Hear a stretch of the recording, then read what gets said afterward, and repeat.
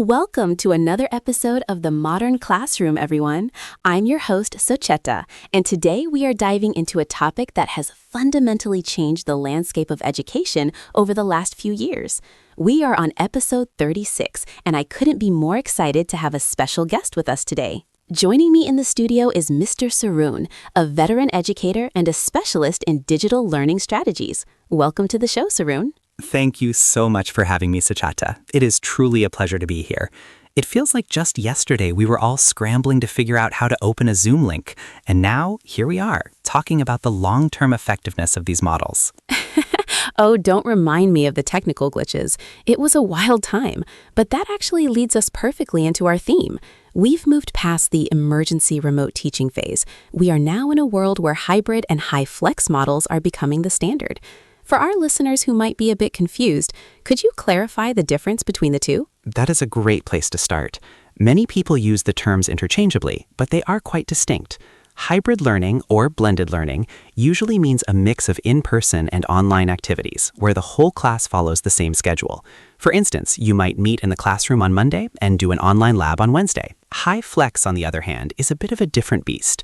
It stands for hybrid flexible. In this model, students get to choose how they attend. They can come to the physical classroom, participate via a live stream, or watch a recording later. The key is that the learning outcomes are identical regardless of the path chosen. So HyFlex is really about ultimate agency for the student. It sounds incredible in theory, but I imagine it's quite a challenge for the teachers. How has the effectiveness held up post-pandemic? It is a bit of a double-edged sword, Suchata. From an effectiveness standpoint, the data is showing something very interesting. Students who are self-disciplined are thriving. They love the flexibility. They can work a job or take care of family and still get their degree. But for those who struggle with time management, they can feel a bit lost at sea. I can see that. That feeling of isolation can be so heavy when you are just a square on a screen. Does the feeling of a classroom get lost when we go HyFlex? That is the million-dollar question. If a teacher just stands there and lectures to a camera, then yes, the feeling is lost. It feels clinical. But the most effective post-pandemic models focus on active presence. We are seeing teachers use breakout rooms that mix both physical and virtual students. It creates this bridge between worlds. I love that image, a bridge between worlds. I remember talking to a student last week who said she felt more seen in a hybrid setup because the chat box allowed her to ask questions without the anxiety of raising her hand in the crowded hall. Exactly. That is a huge win for inclusivity. We are reaching introverted students, students with disabilities, and those who might have stayed silent in a traditional 19th century style classroom setup. That, to me, is where the effectiveness truly shines. But what about the Zoom fatigue? We all felt it in 2021. Are we seeing a decline in engagement now that the novelty has worn off? To be blunt, yes. If the quality of the content is poor, students will tune out faster than ever. The bar has been raised.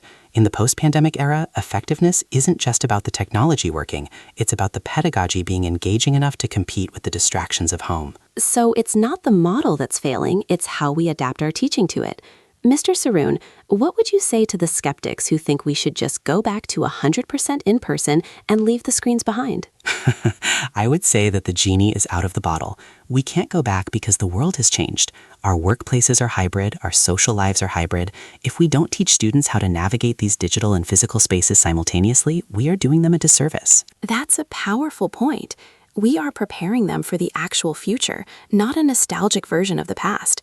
Are there any specific success stories you've seen recently? Actually, yes. There is a community college I work with that implemented a HyFlex model for their nursing theory classes. Their retention rates jumped by 20%. Why? Because these students were parents. When a child got sick, they didn't have to drop the course. They just logged in from home while the baby napped. That is life-changing. That brings a tear to my eye, honestly. It's about removing barriers. It's about humanizing the system. But we have to talk about the teachers. I've heard terms like the great burnout. Is HyFlex sustainable for the faculty? That is the biggest hurdle. We cannot ask one teacher to do two jobs for the price of one. For these models to be effective long-term, institutions have to invest in support staff, people who handle the tech while the teacher focuses on the students. Without that support, the feeling of the class suffers because the teacher is stressed. It really comes down to investment, doesn't it? Both emotional and financial. As we wrap up this episode, Saroon, what is one piece of advice you'd give to a student currently navigating a hybrid course? I would say, don't be a ghost.